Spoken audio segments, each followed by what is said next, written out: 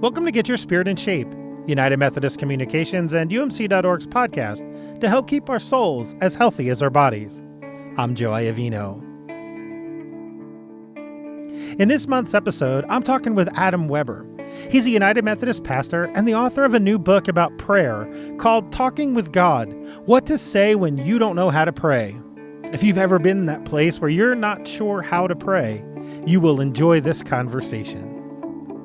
I'm on the phone today with the Reverend Adam Weber, the lead pastor of Embrace Church, a multi-site United Methodist congregation in and around Sioux Falls, South Dakota, that is one of the fastest growing congregations in the United States. Welcome, Adam. Oh, it's so good to be on with you. Thrilled and honored. It's great to have you with us today. You recently wrote a book that's called Talking with God, What to Say When You Don't Know How to Pray. What encouraged you to write about prayer? Yeah, well, first off, the idea of writing a book was something that I wasn't wanting to do. It wasn't a dream of mine, and had a friend that just would not stop believing. He wouldn't leave me alone, basically, until I finally said yes to writing. The idea of prayer, though, has been something that has shaped my life for years now. The very first time I went to youth group as a high schooler, my family, we grew up Lutheran and ended up checking out a Methodist church. And the very first time at the youth group at this Methodist church, the pastor was talking about prayer. And the way he explained prayer was different than anything I had ever heard before, and really explained the conversational approach to speaking with the Lord.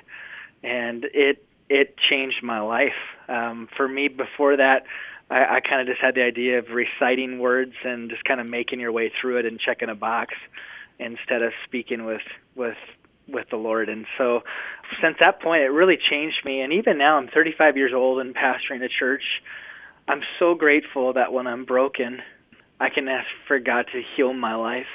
When I'm restless, when I'm empty, I can ask for His peace and His wholeness. Mm. And also on the flip side, when I'm so thankful for something, that I can just say a simple word of thanks. And so prayer, I'm so needy for prayer in my life. And my hope with the book is, if there's one person who's struggling with prayer, is maybe just overwhelmed and doesn't know where to start and kind of feels foolish, or maybe has been following the Lord for years but has gotten stuck in a rut, I pray it just kind of encourage people to talk with the Lord for the first time, or maybe in a fresh way. Do you find this is a pretty common thing that people want to pray, know we're supposed to pray, but really ask how? Yeah, I think there's something inside of us as human beings that moves us to pray. I always joke around, but when you're taking off in an airplane, it's always interesting how all of a sudden everybody's relationship with Jesus comes to a really good place. It's like, I just hope this pilot knows what he's doing. Right. But even more so, it was kind of funny. I've really been trying to minister to our mailman lately. He's just a younger guy, really a guy that I just could see myself being friends with. And one day he was listening to his headphones, and I said, and he told me that before that he wasn't a Christian, didn't believe in God, this kind of thing. Well, one day he had his earphones in, so I said, "Hey, what are you listening to?" And he showed me it, and it was actually myself on a podcast being interviewed. Oh. And I was shocked, because I hadn't even told him my name, and obviously he knows my name because he sees my mail every day. Right.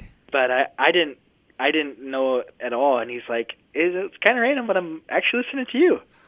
And I was like, "Oh, that's crazy." So we didn't talk more about it. Well, 2 weeks later, we crossed paths again on my front porch, mm-hmm. and I didn't want to bring up the interview because I didn't want him to feel pressure to talk about God and whatever. Sure. And he said, "I finished the rest of that podcast, and that was wonderful."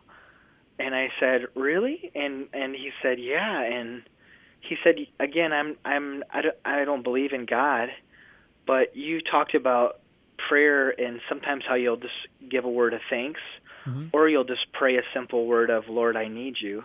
Yeah. And he said, "Since listening, I found myself saying those things and praying lately." Wow. And I was just puzzled. I first off, I wanted to say, "Well, you don't make a very good atheist," but but he just said it's really been comforting to speak those words, even though I don't really believe in a God of any kind. And so I think there's a craving inside of us for something greater, and especially to talk with that being. Like I would, say God, the God Sure. found and made himself known throughout the Bible. That's what I would say. But there's something in us that kind of craves to speak with the Creator of some kind, and so I think that you'll find that pretty much anywhere, even within my atheist mailman, who's just an incredible fella. That's great. Well, you talked earlier, you mentioned about going to church as a child, that was something that you guys just did as a family.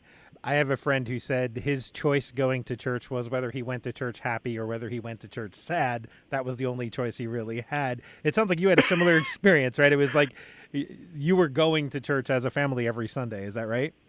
Oh, yeah, there was no decision of mine in the process. It was, we are going every week. Yep. How did that shape you? I look back, and I mean, as far as I can remember back, I struggled with church. I mean, okay. like vocally, like challenging my parents on everything. And I always joke around, if I would have had a serious illness on a Sunday, I would have died, because my parents were so used to me faking illness and death that I would have died, because they would have been like, he's just joking with us. Just trying to get out of church, right? Yeah. Okay. Yeah, the boy who cried wolf every Sunday. But I look back now, and I'm so grateful for the faithfulness of my parents. And something that I feel like has been lost at some point. I mean, any good parent gets their kid to school, whether the kid wants to go to school that day or not. Right. And I think to have that approach of faithfulness, and I think it also is the job of a parent to go to a place where the child hopefully can connect and grows. So it's not just this burden and this horrible thing. And one of the things, honestly, that I've thanked my parents for over and over again was the decision when they began looking for a church home. I had been confirmed. The day I got confirmed, I came home and I told my parents it was the most I'd ever lied into so many people at one time. Oh, wow. And my parents were devastated. I can remember my mom crying and crying, "Don't say that." But that's the point that led them to begin the search. And for them to leave and be open to a Methodist church, that was a huge step outside of my parents' comfort zone. Sure. But they just did anything for me to connect with the Lord. And so I'm so grateful for that. The first section of your book is called The God We Talk With. Can you tell me a little bit about what you mean by that? Who is the God with whom we talk when we pray? Yeah, well, again, growing up, if you would have asked me to describe Christians, it would not have been a very good review. I would have said boring, miserable, lame, all of the above. Right. And I just assume that God must be the same way. Just kind of more of a person who's make sure you check your boxes, get confirmed, baptize as an infant, go to church, don't drive your mother crazy, would have kind of been my 4 boxes to check. And as a new Christian, when I actually began to read the Bible, I was blown away by God, specifically Jesus. Like just, sure. The story of the prodigal son was just, I couldn't believe. He's sitting with these sinners and tax collectors, and the Pharisees are asking him why he's sitting with these people, and he basically begins to explain the heart of God, and explains, the lost sheep, lost coin, and lost son. And the story of the prodigal son coming home, and the dad throws an extravagant party. And what I love about that story, this isn't me, this is actually in the Bible. That's what I always tell people. I'm like, no, these are actually in there. The music from the party is so loud that the older brother can hear the music right. from the distance. And I always say that's not a party, that's a partay. Like if you're old and grumpy, that's what you call cops on. Like you're like, okay, they need to turn their music down. And I'm like, that's God explaining his heart for us when we come home. Why? Because this son of mine was dead and he's come back to life. He was lost and is now found. And so to explain who God is and the richness of him, is a powerful thing. Because I think so much of our perceptions, even as Christians, like, yeah, he's probably wants nothing to do with me because I've made too many mistakes. Right. It's like, well, that's the opposite of what you see. Well, I need to have my life perfect and figured out. No, actually, he didn't spend much time with people who thought they were perfect and had it figured out. Like, it's kind of the opposite of what. And so that was really just kind of setting up who is God and who is Jesus, I think, just trying to explain it in a simple form. Sure. And does our understanding of God affect the way that we pray? Oh, I think it changes everything. Just even the ability to approach, Jesus, Abba Father, and how he talks to God, the Father himself, is a powerful image of like, whoa, okay, I didn't know I could. I mean, Father is such an intimate thing. There's only 4 people who call me Dad. Right. If someone else called me Dad, it would be a little interesting. I'd be like, well, I guess you can call me that if you want to. It's a little awkward. Right. But, I mean, there's nothing other than my wife. There's nothing more intimate that you could call me than Dad. Right. And I just think, like, wow. And he's different than our earthly parent, obviously. He's so holy, angels cover their eyes when in his presence. And yet we can approach him and come near him and speak with him. For me, that changes everything. It's that awe and reverence of he is the King of kings. Like, there's no king that is greater than him that will ever be or has ever been. Right. And yet, Jesus, I do not call you servant, instead I call you friend. It's that kind of grace and truth, like, together is like, I don't know how that works, but it does. I don't know how he's fully God and fully man, but it happens. Yeah. And so that's just so cool to think about approaching that God. In the next section, you talk about how we pray, and your advice, and I hope I'm not giving away too much here, but your advice is keep it short, keep it simple, and keep it honest. Can you talk a little bit more about that? This is stuff you've learned from your kids, right? Yeah. And I'm always just shocked by how much. We just had our kids sing for kind of a VBS Sunday here, and my prayer with our team and volunteers before we went up, I said, I hope today isn't just a cute thing that we can take pictures of our kids. Instead, I'm praying that our kids would lead us in worship today, because we have so much to learn from our kids about God. Right. And so it's not just this cute thing that we do. Instead, it's like, no, they're leading us today just as much as me preaching a message, or even more so. And so just learning about prayer, even through my kids, has just been a powerful thing. And more than just them and their take on prayer, and just seeing it's so true throughout the Word as well. Short, simple, honest. It doesn't have to be short. Right. I think growing up, I just thought that it was a better prayer if it was longer. Sure. So often you just find yourself kind of adding random words to make it a certain length, to make it a good prayer.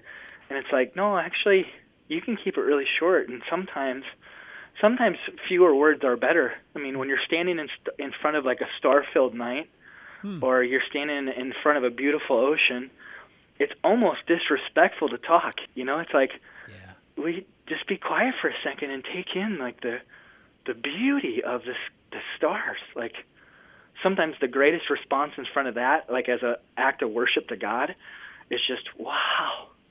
Like, wow. It's unbelievable.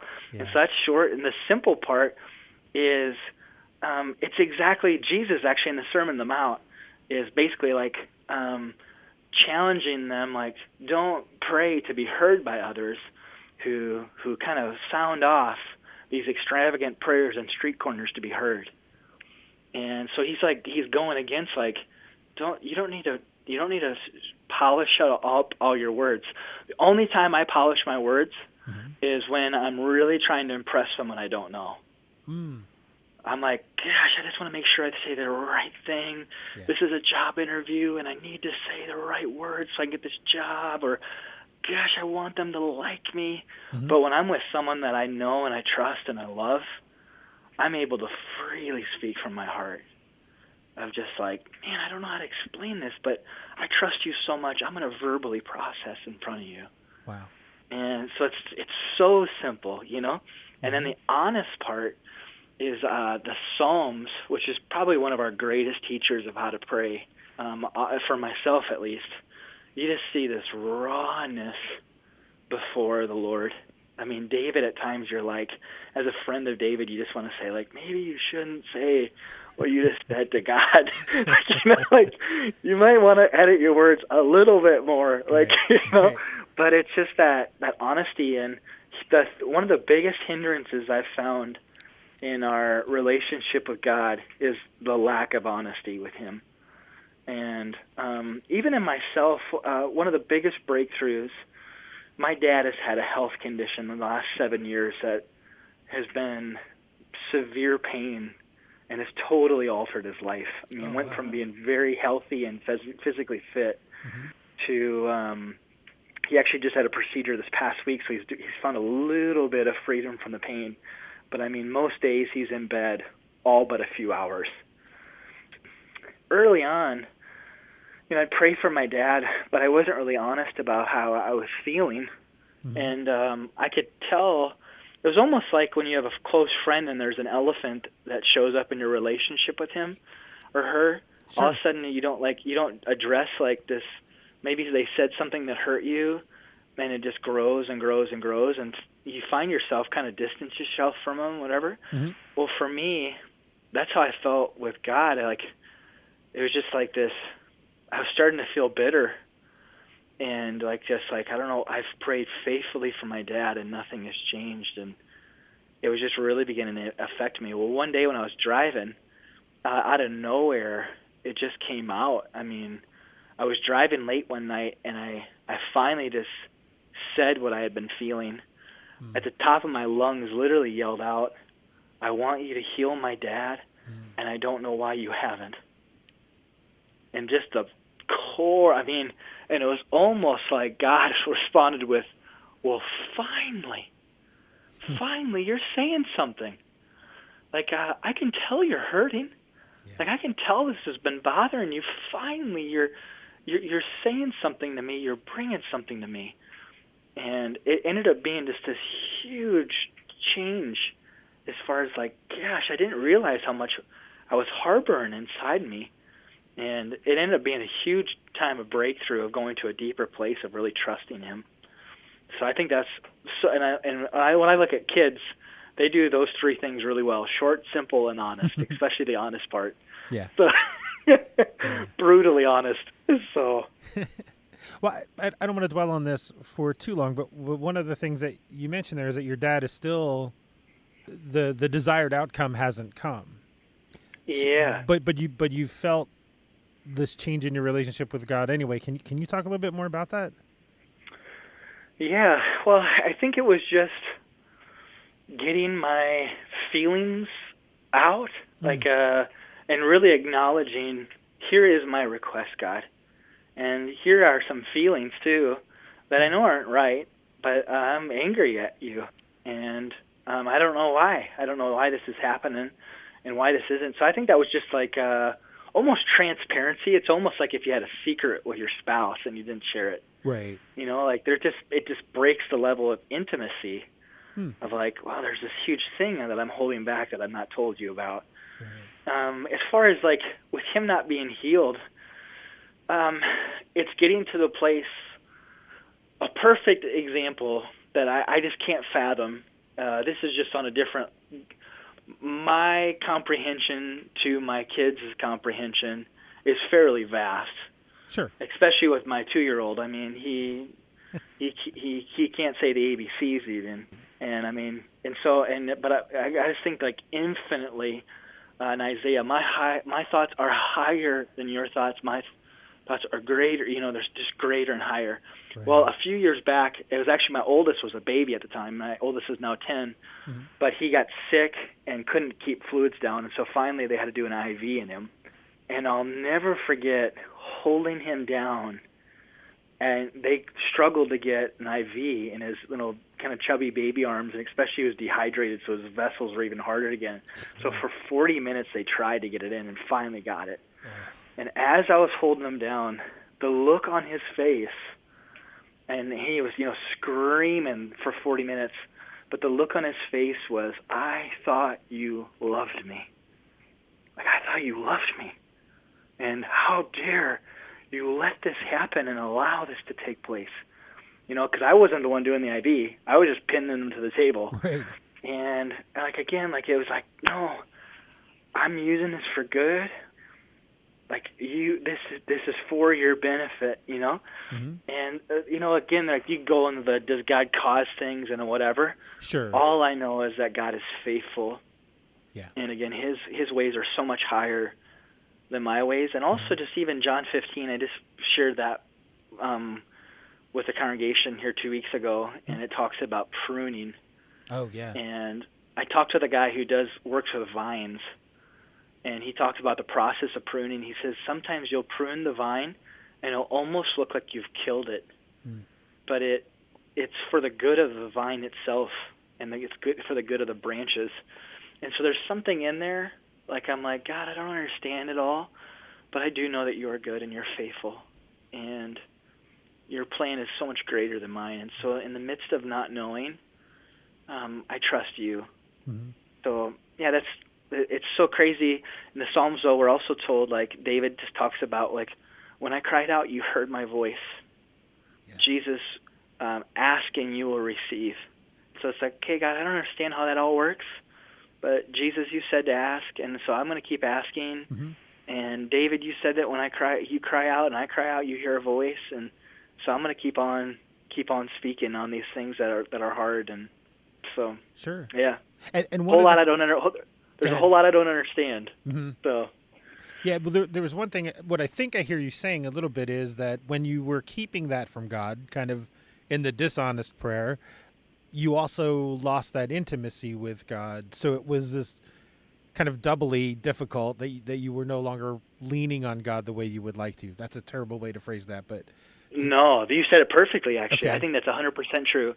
Because even during that season, and we so often do this, mm-hmm. we say, God, I'm so thankful for your peace when we don't have any. Right. And I love you. I'm so happy with what you're doing. When it's like, no, actually, we're angry. Mm-hmm. And I'm like, that's called lying. Yeah. Like, I heard we're not supposed to do that with other people, particularly God.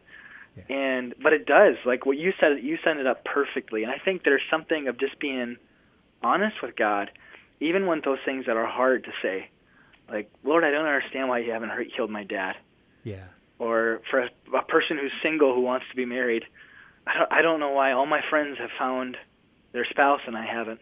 Yeah. I've faithfully been following you, God, and I don't know why you haven't provided this desire in my heart. I don't know why this is happening. I don't know why this is taking place. But again, I just go back to God's track record in my life is imperfectly perfect. Mm. He's been so faithful. And I know the older I get, the less I know. I'm always puzzled by one of the things that points me to God oftentimes is, as humans, just how confident we are in being so all-knowing.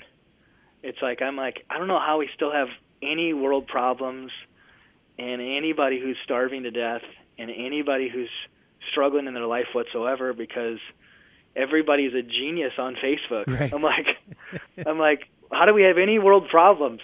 Everything should be perfect. Yep. And where I'm on the opposite end, I'm like, the older I get, the more like a little kid I become. Yeah. I'm like a 2-year-old in the parking lot of Walmart without the Lord in my life. Hmm. I am needy for Jesus and his direction, because I don't know up from down. My path, every time I take it, it leads me into more brokenness and pain. Mm-hmm. And so it's like, God, I'm just going to stay really close to you. Yeah. Yeah, and somehow that prayer builds that relationship. Those honest prayers build that relationship with God so that you can be comfortable in the not knowing, because God's got it. Yes. Yes. And it's not a blind, like, Right. like, yeah, I don't struggle with anything. I don't worry about stuff anymore. It's more kind of that constant, like, hey, God, I'm worrying about this again, and I just need to hand over control to you. Mm. Or I'm trying to do things my way, and it's just not working. And so, Lord, I'm sorry. Like, I'm going to follow you again. Yeah. So it's really more of that just kind of constant conversation and connection with him. Oh, how true is that? Yeah. Yeah. I want to, towards the end of the book, you talk about the difference, and I thought this was just really important. You talk about the difference between knowing about God and knowing God. Can you say a little bit more about that?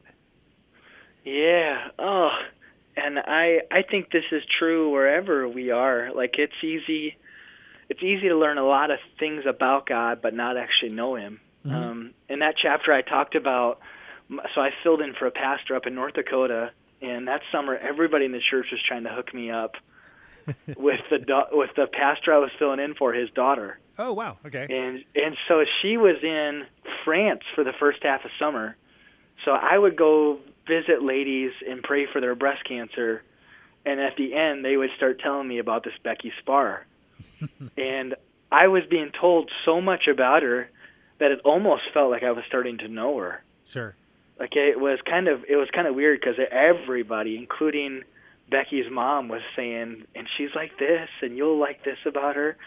But I didn't know her at all. I'm like, I was a total stranger. So when she got back, we actually ended up going on a walk together, and I found it was so weird because I'm like, I know so much about you, and yet I don't know anything about you. Like, Right. You know what I mean? Yeah. And I think the same is true so often with God. Mm-hmm. There's a difference between an educated Christian and a deep Christian. Mm-hmm.